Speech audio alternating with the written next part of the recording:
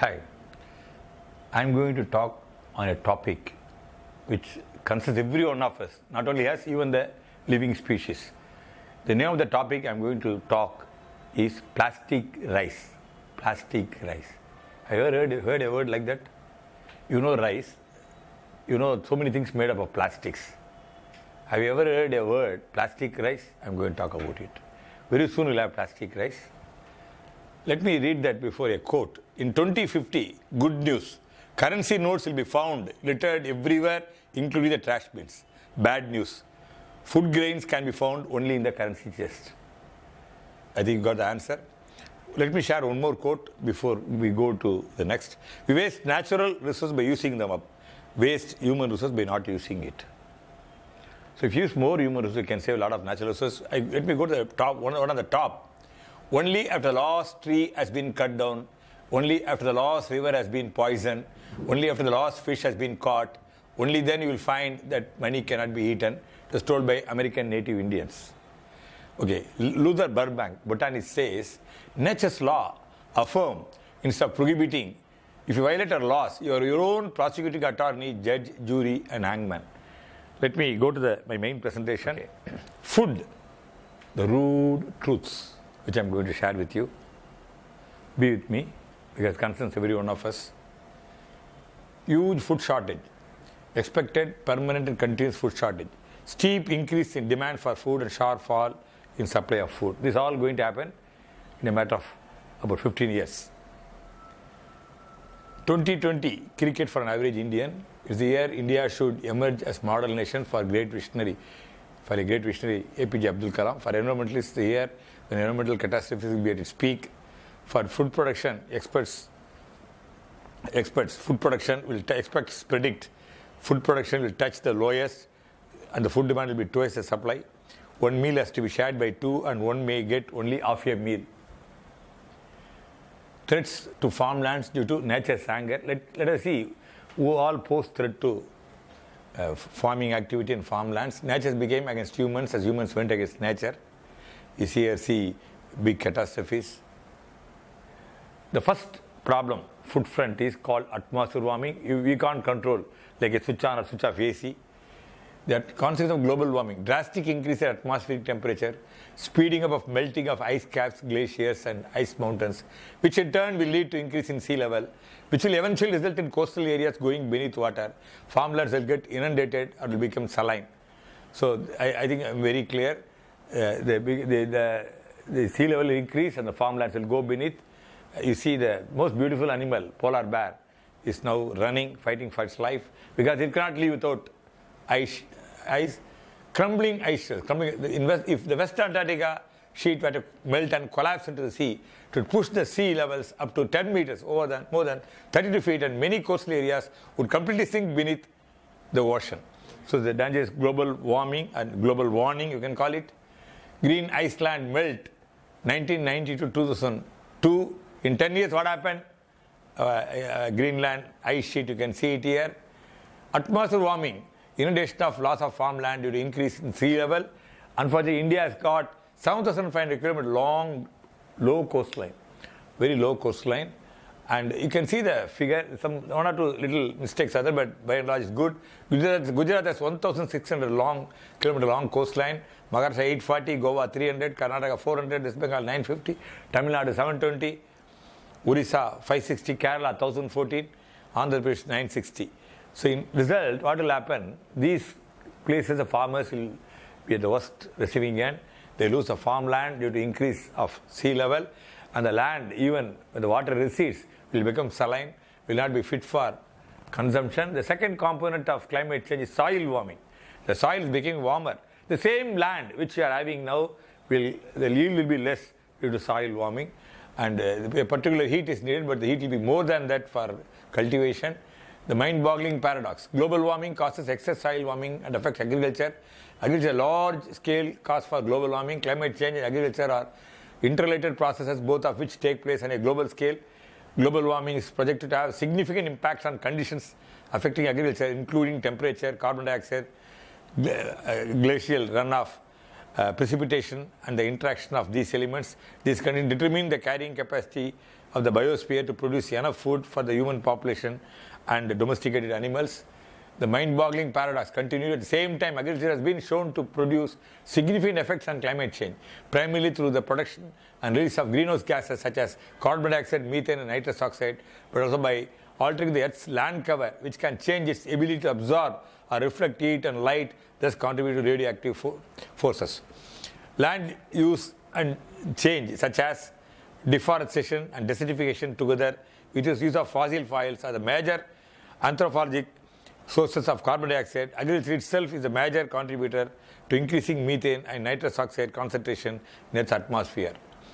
So sea warming. So I told you about atmosphere warming, and soil warming will affect very badly agriculture. The production will be less. As third is sea warming. And unfortunately or fortunately, 19% of people of the world population eat fish. Fish will be very costly. Warming oceans are pushing fish towards the poles instead of cooler waters. According to study, with that rises a new concerns that climate change is robbing the tropics of the primary source of income and nutrition. So lots of food, sea warming make wind warmer. So the three warming, particularly sea warming, atmosphere warming, soil warming, and sea warming. And sea warming makes wind warmer. When the wind becomes warmer, this is about warming oceans, and it's reshaping the fisheries. They say some of the fish species size is getting reduced due to climate change. That's what they say. Sea warming, a lot of particulars. It's not just a case of dwindling fish population and migration of fish population towards south near Antarctic. It's much more than that. Global warming is likely to shrink the size of fish by as much as a quarter in coming decades, according to a groundbreaking new study of the world's oceans. In other words, the fish will drastically shrink in its size. The reduction in individual fish size will be matched by a dwindling of overall fish stocks, warned scientists at a time when the world's growing human population is putting ever greater pressure on fisheries. So one side the population increasing, we need more fishes, but fish number is dwindling and the fish production is dwindling. At the same time, fish size also is shrinking. Scientists fear declining Arctic sea ice and warming waters may have caused an unprecedented mass migration of thousands of walrus from the ice flows to dry land along Alaska's coast. Wind warming. Atmospheric, soil warming, sea warming lead to wind warming. Wind warming will make cyclones, hurricanes, typhoons more violent, virulent, volatile, and frequent. Wind will cause destruction of agriculture, forests, including uprooting of fruit-bearing trees. So all of you know it happened in Kadalur, Thane. A few hours cyclone uprooted jackfruit trees and killed all cashew crops. And same thing happened in the Katrina in America. It's like you are eating an energy drink. The wind becomes warmer. When it becomes warmer, it gets energized. It becomes very volatile. Global warming causes wind warming, which causes storms. The above pictures show a model how a cyclone is generated by the temperature difference and the wind flow caused by the warmth of the ocean. Typhoons play a significant role in disturbing the ocean's heat. Oceans, which cover 2/3 of planet's surface and absorbs massive amounts of heat from the atmosphere. Cyclones whip up the sea like a spinning steel blades of a food mixie. Cyclones. Scientists have long studied the relationship between warmer sea surface temperatures and cyclonic, slowly spinning storms in the Atlantic Ocean. But new study attempts to project how many of the most damaging hurricanes could result from warming air temperatures as well. The number of Atlantic storms with magnitude similar to killer Hurricane Katrina, which devastated the U.S. Gulf Coast in 2005, could rise sharply this century. Environmental Research reported recently, writer reported, you can see wind warming causing damages of crop and killing all the trees, fruit-bearing trees. So 2020 will witness serious food shortage and we'll see food and water civil war. Soil warming will cause less farm output. Sea warming will kill fishes, result in lesser fish production. Soil warming, I told you about it, and then sea warming. All of those things. What is soil degradation? Apart from that, why we'll get less food? The soil is being continuously subjected to abuse and degradation. Soil degradation in soil deteriorates because of human activity and loses its quality and productivity. Happens when soil loses nutrients and its organic matter. It also happens when the soil structure breaks down, becomes toxic from pollution. The primary cause of soil degradation is erosion, but compaction, salinization, and the depletion of nutrient demanding crops may also cause degradation. Soil degradation, which is the movement of soil particles from one place to another by wind or water is considered to be major environmental problem. Erosion has been going on through most of the Earth's history and has produced river valleys and shaped hills and mountains. Such erosion is generally slow, but the action of man has caused a rapid increase in the rate at which soil is eroded. That is the rate faster than natural weathering of bedrock can produce new soil. This resulted in loss of productive soil from crop and grazing land as the layers of infertile soils being deposited on formerly fertile crop lands, the formation of gullies, siltation of lakes and streams, and landscapes. Man has a capacity for major destruction of landscapes and soil resources. Hopefully, he is also able to prevent and overcome these problems. So we go to the next picture. So what the soil degradation? We explained it, and you can see this picture will be shown for a few minutes. This picture. Okay. Farmland cancer due to use of chemical pesticide. So chemical pesticide is, the US use aircraft. The land has been chemicalized. We talk about naturopathy and all. Allopathy, you are injecting chemicals to your body. Same thing happened to land, and unfortunately, when the land is excessively chemicalized, the chemicals come to your body when you eat that food, chemically grown food. So that's why you get cancer and so many other diseases. And this genetically modified. You don't need. Ultimately, we need to depend on some farmers, seed producers in America, because our crop will not yield any more what you call seeds. So next is the peak oil. Unfortunately, even many politicians do not know about it. What is peak oil? If you ask me, I'll tell you that the oil production will touch the highest ever in a few years. When the oil touches ever, then there will be a drop in production. Even there's a little less drop, marginal drop in oil production. There will be psychological pressure. The oil price will shoot up. Probably 1 liter will be sold 3,000 rupees. You know why? Peak oil. What is peak oil? People understand the oil is not going to get continuously. Once the oil production, the oil wells get drying up, and the oil price will go up, and the production will come down. The moment it comes down, there will be peak oil. Peak oil means oil production will touch the highest, and naturally the price will go up. But the catch is not peak oil, peak food. Because even now 80% of food is grown by chemical fertilizers. So the chemical fertilizers you won't get, because most of the chemical fertilizers you get from petroleum chemicals. So petrol will be costly, naturally fertilizer will be oil. The peak oil, we have a separate presentation which I am not going into it. We will show separately what is peak oil. Peak oil will lead to peak food will lead to peak poverty will lead to peak anarchy. That means anarchy will be the highest. Okay, all this is going to happen. So one more issue. More than that, you'll have less food, more stomachs. How do you explain for it? So India, somebody said very proudly, we are going to overtake China in population. Do you think we should feel pride about it? No, we should not feel about it. We are going to surpass. So whether we do anything else or not, we keep producing children. So the population is going to increase. So this is a population growth slips. But India, India is stopping. This picture will be shown for few moments. You will see that. And I'm not going into statistics. I'm going into some very bare root truths. Urbanization. What is urbanization? Urbanization is the physical growth of urban areas as a result of rural migration, even suburban concentration into cities, particularly very large ones. When India got the independence, the urban area was less than 34%. By 2050, it's predicted that 64%, 0.1%, 85.9% of the developed world respectively will be urbanized. That means villages will disappear, villages will become towns. Where will you get rice? Villages are giving you rice. Where will you get it? Urbanization will lead to loss of huge chunk of farmlands and villages losing the charm and natural beauty. So the villages, the film directors go and take shooting. Villages won't look same villages. And farmland becoming building land. What do you say for that? Building land. What for all? You're going to see that. See, look at this land. The same picture taken from a hill. All the farmlands are gone. Somebody asked him, where do you live? He said he lives west to Anna Nagar, west extension. I said, come and repeat it. Anna Nagar came, then another west came, then west Anna Nagar came, and now west to, west to another another west extension means, I don't know where it will be.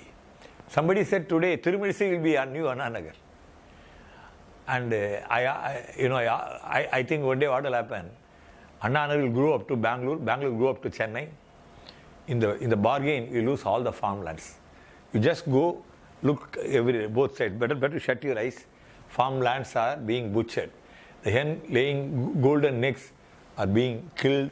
So understand, construction of building on farmlands. We have nearly 40,000 photos on these pictures. Concrete jungles everywhere, and murder of farmlands due to accelerated urbanization. We have land cancer. Farmlands becoming housing and industry land. Instead of crops, buildings grow.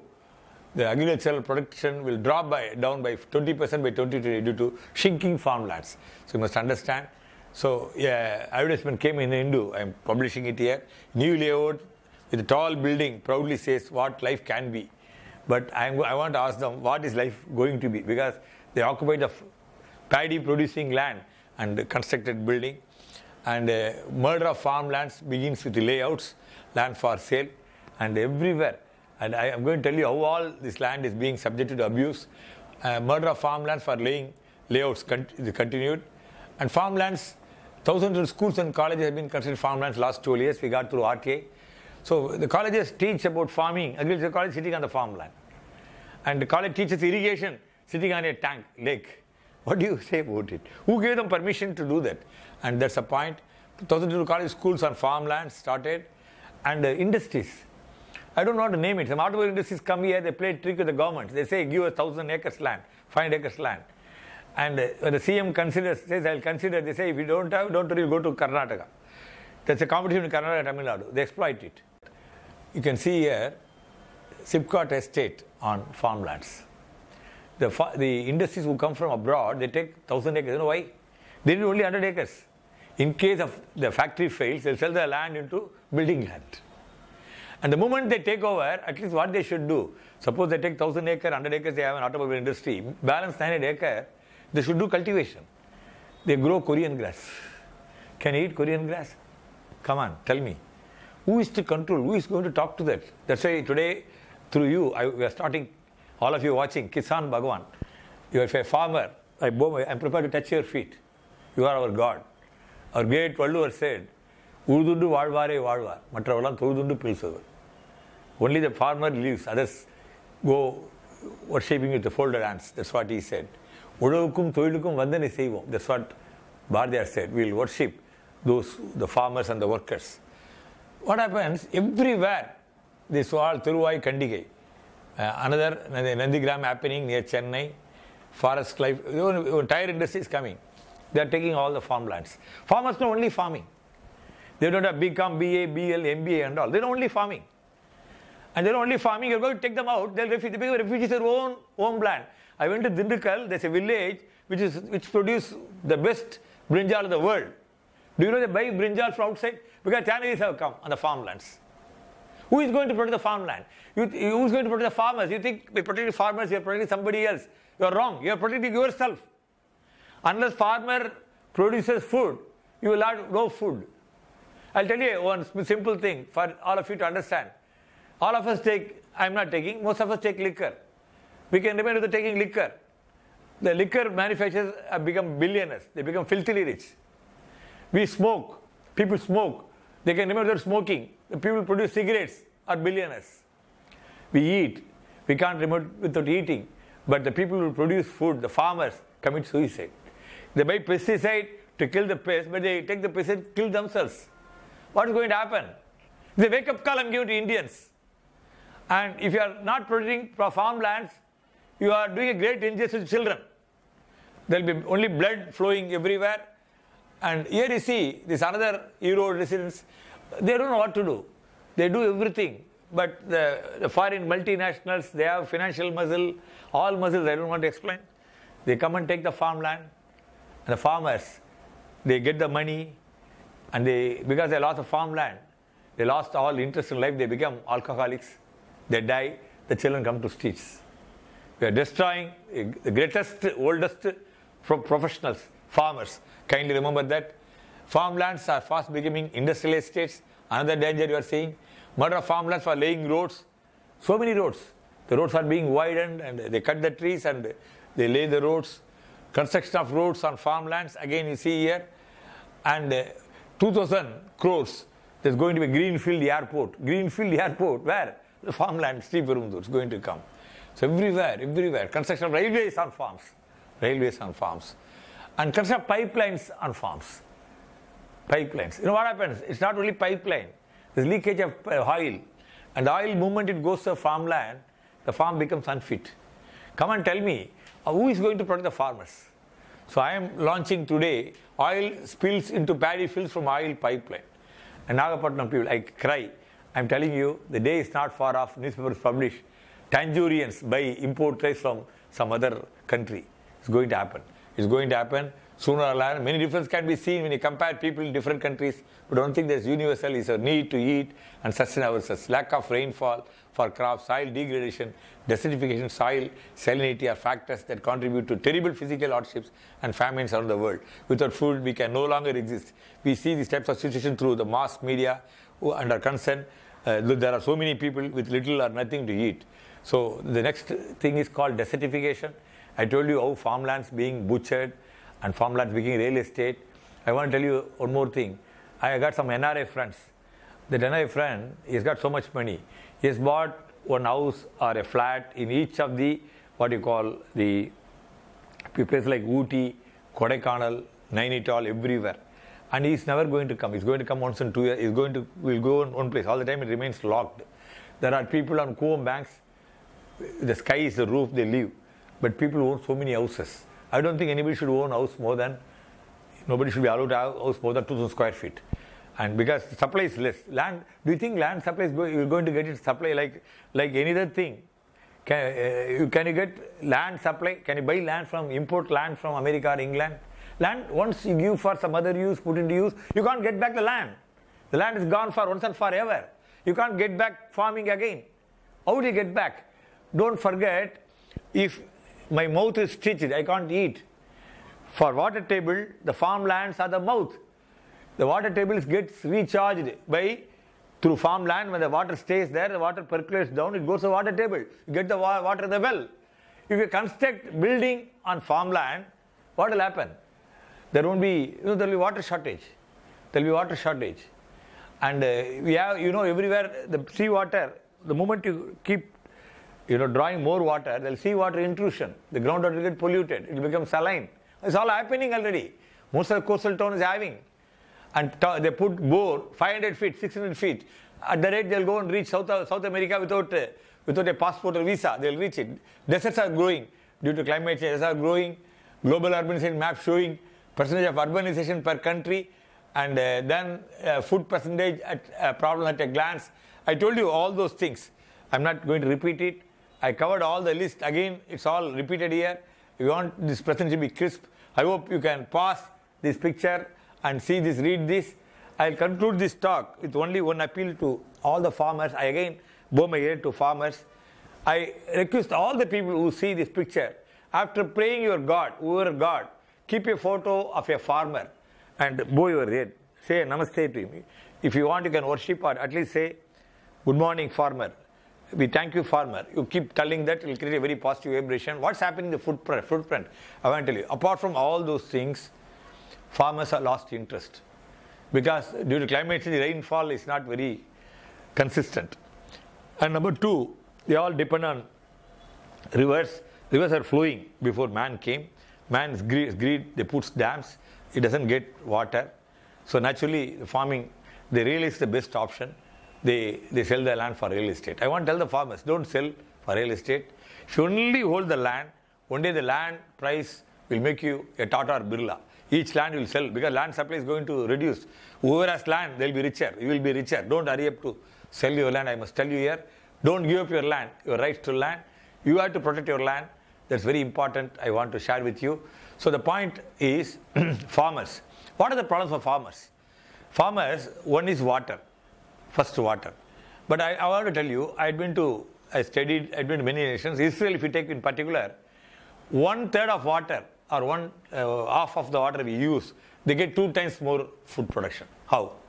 If that country is doing, why not we do? What we do, we flood the land, but it's all root bed. The water is taken to the roots by Israelis.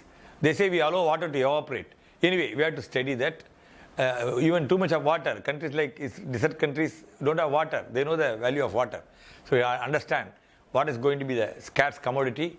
So farmers' problem is water is first. They need seeds. They need workers. They need rain at the time of plowing the land. They need a seedling then. They need to plant it. Then they need to remove the weeds. They have to fertilize. They have to spray pesticides. They have to harvest. When they harvest, there should be no rain. If the rain, the entire crop will get lost. There's no storage facility. And the food, when they harvest, is sold very big price that doesn't sell. There's no market. And come on, you tell me, I was working in the bank. Even if I take leave, I was getting my pay. What about farmers? Where they'll get income? If all these problems are going to that. Here, I want to give one advice and wind up my talk. I belong to trade union movement called AIBA, All India Bank Employees. You know, bank employees today, you are very lucky in the sense, your life is comfortable. I don't say you are very rich, but life is comfortable. Bank gives loan for everything. And bank life is very good. I want to say the credit goes to AIBA, All India Bank Employees. Comrade Prabhatkar founded it. Comrade Parvana, now Comrade Venkatachalam from Tamil Nadu, is the leader for AIBA. What AIBA, I'll tell you, what the farmers should learn from AIBA. AIBA, they want more salary increase. They go on strike. They go on strike. Kashmir to Kanyakumari, all of them, they don't do work bank. I'm not going into merits of strike, whether right or wrong, but they go on strike. They never say whether Tamil, Telugu, Kannadiga or Hindi, they never say that. And Comrade Sejwana gives a call, everybody on the streets. There's no second rule. Nobody can make them go inside. They are very united. I go to Rotary Club, Lions Club. We have Exnora everywhere. We never say Tamil, Telugu, Malayalam, Kannadam, Hindi. We never say Naidu, Reddyar, Chettiar, Mudaliar. That's all we don't say. But farmers were cleverly divided by the political powers. You must understand. In the name of water. I want to tell you, water, take W, water. Water, A, available, T, to, E, everyone, really. Water, available, to, everyone, really. But it's not want of water management. But what happened in reality, I want to tell you, the farmer friends, you are not united. You are not paid a good price. There's no storage facility for you. There's no food processing industry. So farmers have lost interest. And farming becoming very kind of challenging job. And farmers' son, seeing all film heroes, they don't want to put their leg on the slush. So here I'm giving the answer. How the farmer's son also can be brought. It's called collective farming. So the first idea I'm giving to all of you, farm a Kisan Bhagavan. My friend Mr. Ashok Kumar and his friends will all be co-founders. We are going to farm Kisan Bhagavan. Kisan means farmer, Bhagavan means Kadavul, God. So what we will do, with all the towns, the farmers will unite. Suppose 300, 500 acres land will become one land. The cornerstone, they'll bury it. They need not worry. You'll have a bigger land. You'll have a bigger tractor. I'd been to South America, California University, where they plow the land with the tractors, which plow 6 feet. When the land is plowed 6 feet, the production is very high. We are using lesser capable tractors because the land, the father dies, the 4 sons, the land becomes 4 pieces of land. It becomes 4 pieces of land and 4 wells, 4 pairs of bulls. Come on. And when they put the buns, 4 sons, you lose farmland.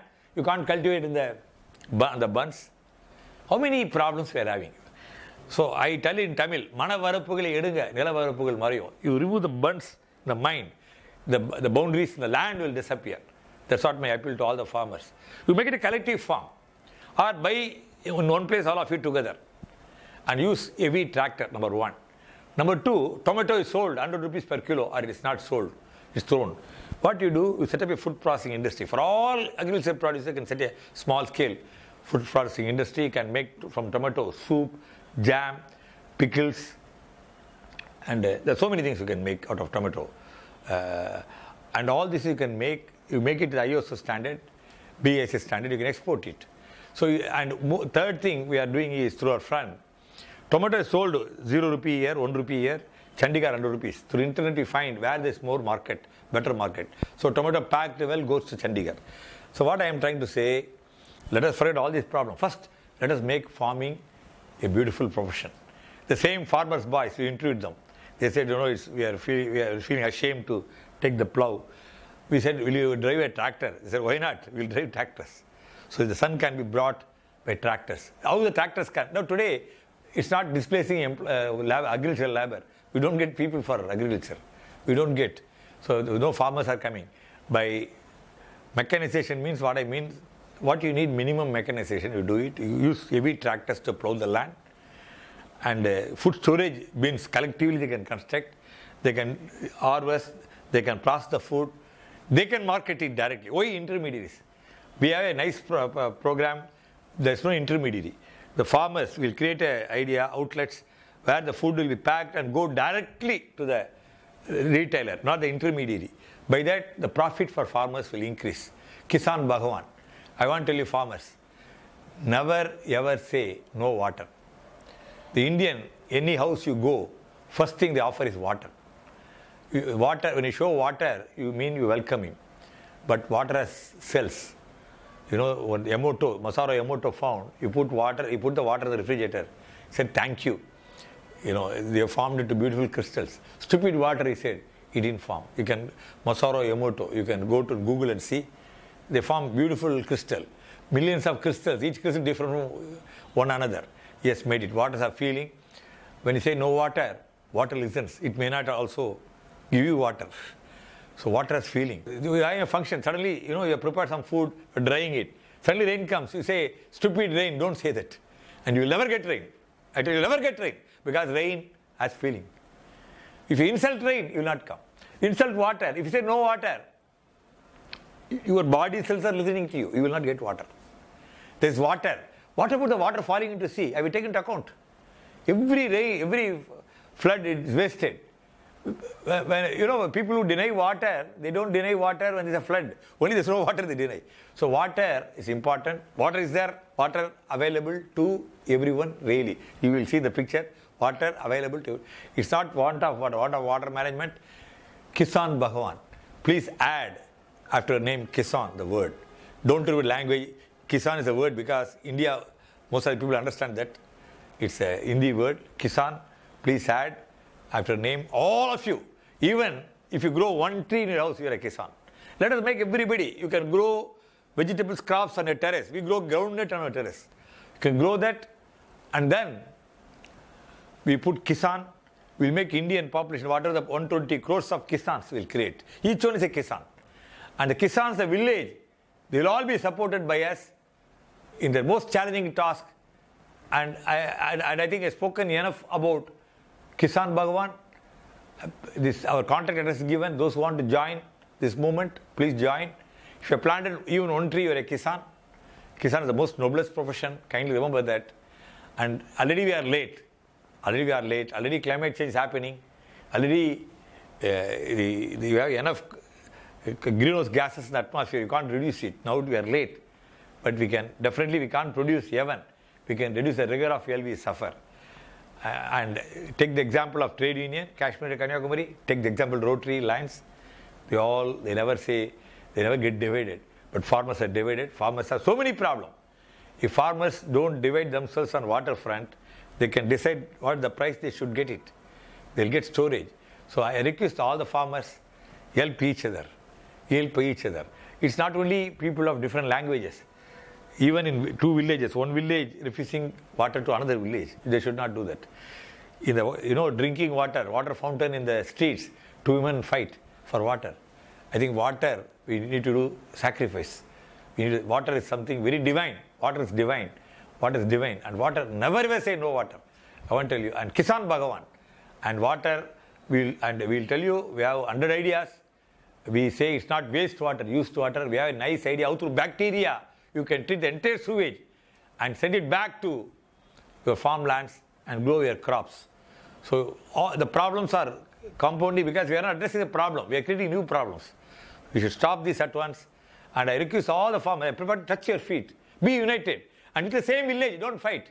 There's one caste, the two castes. Both of them are already, the other upper caste people have kept them low. And they are fighting between themselves. They have the same problems.